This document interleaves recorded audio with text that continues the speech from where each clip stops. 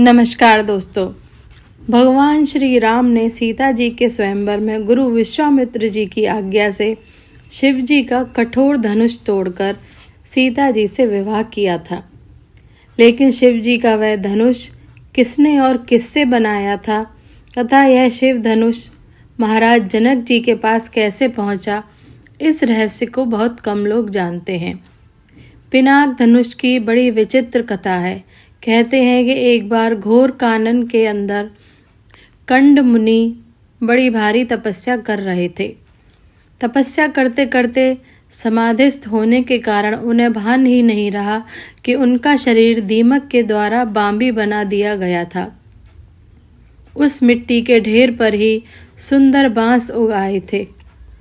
कंड ऋषि की तपस्या जब पूर्ण हुई तब भगवान ब्रह्मा प्रकट हुए और उन्होंने अपने अमोघ जल के द्वारा कंडव जी की काया को सुंदर बना दिया। भगवान ब्रह्मा ने उन्हें अनेक वरदान दिए और जब ब्रह्मा जी जाने लगे तब उन्हें ध्यान आया कि कंड की मूर्धा पर उगी हुई बांस कोई साधारण नहीं हो सकती, इसलिए इसका सदुपयोग किया जाना चाहिए।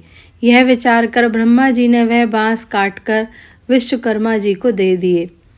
विश्वकर्मा जी ने उससे 2 दिव्य धनुष बनाए, जिसमें एक धनुष का नाम सारंग था, जो भगवान विष्णु को दिया गया, और एक धनुष का नाम पिनाक था, जो भगवान शिव को समर्पित कर दिया गया। पिनाक धनुष धारण करने के कारण ही भगवान शिव को पिनाकी कहा जाता है। शिव जी ने जिस पिनाक धनुष को धारण किया था, उसकी एक टंकार से बादल फट जाते थे और पृथ्वी डगमगा जाती थी। ऐसा लगता था कि मानो कोई भयंकर भूकंप आ गया हो। यह असाधारण धनुष अत्यंत ही शक्तिशाली था। इसी के मात्र एक ही तीर से भगवान शंकर ने त्रिपुरासुर की 3 नगरियों को ध्वस्त कर दिया था। देवी और देवताओं के काल की समाप्ति के बाद यह धनुष देवताओं को सौंप दिया गया। देवताओं ने इस धनुष को महाराजा जनक जी के पूर्वज देवरात को दे दिया। महाराजा जनक जी के पूर्वजों में निमि के ज्येष्ठ पुत्र देवरात थे। शिव जी का यह धनुष उन्हीं की धरोहर के रूप में महाराजा जनक के पास सुरक्षित था। इस शिव धनुष को उठाने की क्षमता कोई नहीं रखता था।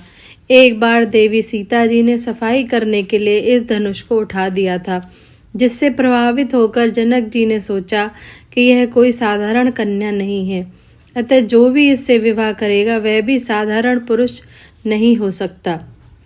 इसीलिए जनक जी ने सीता जी के स्वयंवर का आयोजन किया और यह शर्त रखी कि जो कोई भी इस शिव धनुष को उठाकर तोड़ेगा, सीता जी का विवाह उसी से होगा। उस सभा में भगवान श्री राम ने शिव धनुष तोड़कर सीता जी से विवाह किया था। जब शिव जी का यह कठोर धनुष टूटा तो उसकी ध्वनि सुनकर परशुराम जी इसलिए क्रोधित होकर जनक जी की सभा में आए थे, क्योंकि भगवान शंकर परशुराम जी के आराध्य देव हैं। रावण ने कैलाश पर्वत को उठा लिया, फिर भी धनुष क्यों नहीं उठा पाया, और राम ने धनुष कैसे तोड़ दिया। इस विशालकाय धनुष को कोई भी उठाने की क्षमता नहीं रखता था, लेकिन भगवान राम ने इसे उठाकर इसकी प्रत्यंचा चढ़ाई और एक झटके में उसको तोड़ दिया। श्री रामचरितमानस में एक चौपाई आती है, उठहु राम भंजऊ भव चापा, मेटहु तात जनक परितापा। गुरु विश्वामित्र जनक जी को बेहद परेशान और निराश देखकर श्री राम जी से कहते हैं कि हे पुत्र श्री राम, उठो और भव सागर रूपी इस धनुष को तोड़कर जनक की पीड़ा का हरण करो। इस चौपाई में एक शब्द है भव चापा, अर्थात इस धनुष को उठाने के लिए शक्ति की नहीं बल्कि प्रेम और निरंकार की जरूरत थी। यह मायावी और दिव्य धनुष था। उसे उठाने के लिए दैवीय गुणों की जरूरत थी। कोई अहंकारी उसे उठा नहीं सकता था। रावण एक अहंकारी मनुष्य था। वह कैलाश पर्वत तो उठा सकता था, लेकिन धनुष को नहीं उठा सकता था। धनुष को तो वह हिला भी नहीं सका था। वह धनुष के पास एक अहंकारी और शक्तिशाली व्यक्ति का घमंड लेकर गया था। रावण जितनी उस धनुष में शक्ति लगाता, वह धनुष और भारी होता जाता।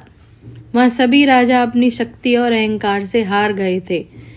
तब प्रभु श्री राम की बारी आई तो वे समझते थे कि यह कोई साधारण धनुष नहीं है, बल्कि यह भगवान शिव का धनुष है। इसलिए सबसे पहले उन्होंने धनुष को प्रणाम किया और फिर उन्होंने धनुष की परिक्रमा की और उसे पूर्ण सम्मान दिया। प्रभु श्री राम की विनयशीलता और निर्मलता के समक्ष धनुष का भारीपन स्वतः ही तिरोहित हो गया और उन्होंने इस धनुष को प्रेम पूर्वक उठाया और उसकी प्रत्यंचा चढ़ाई और झुकाते ही धनुष खुद ब खुद टूट गया।